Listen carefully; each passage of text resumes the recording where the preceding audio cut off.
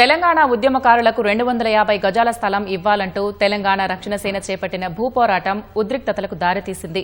బోడుప్పల్లోని HMDA layout వద్ద చేపట్టిన ధర్నాలో టీఆర్ఎస్ అధ్యక్షురాలు కవిత పాల్గొనగా అనుమతులు లేవంటూ పోలీసులు అరెస్ట్ చేసి బొల్లారం పోలీస్ స్టేషన్కు తరలించారు.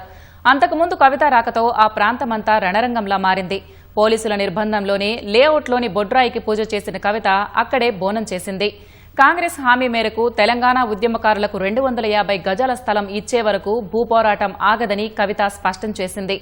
ధర్నా కోసం పోలీసులు కళ్లుగప్పి ఉదయం నుంచే రాళ్లు చెట్ల పొదల మధ్య దాటుకున్నారు. ఈ విషయాన్ని గుర్తించిన మేడిపల్లి పోలీసులు వందలాది మంది కార్యకర్తలను అరెస్ట్ చేశారు. కవితను నిర్బంధించిన బొల్లారం ఠాణా ఎదుట కార్యకర్తలు నినాదాలతో హోరెత్తించారు.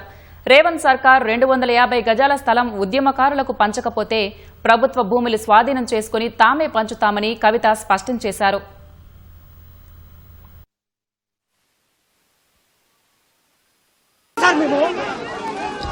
సోషల్ మీడియా పిల్లగాడే ఆడు.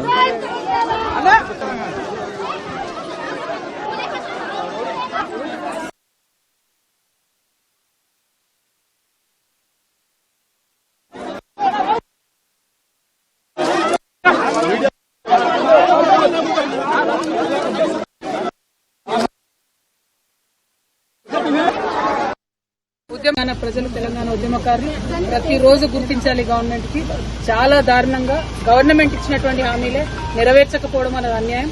వాళ్ళు ఇచ్చిన హామీలే అడిగాం తప్ప కొత్తగా ఏం అడగలేదు. మళ్లీ డిమాండ్ చేస్తున్నాం, ఉద్యమకారులకు ఇవ్వాల్సిన ల్యాండ్ ఇవ్వాలి, 250 గజాలు ఏదైతే చెప్పినారు ఇవ్వాలి. అది అడిగినందుకు ఇవాళ ఉద్యమకారుల మీద లాఠీ చార్జ్ చేయడం, ఉద్యమకారుల రక్తం చిందేటట్టు చేయడం ఖచ్చితంగా కాంగ్రెస్ గవర్నమెంట్ కి కౌంట్ డౌన్ స్టార్ట్ ఈ రోజు నుండి.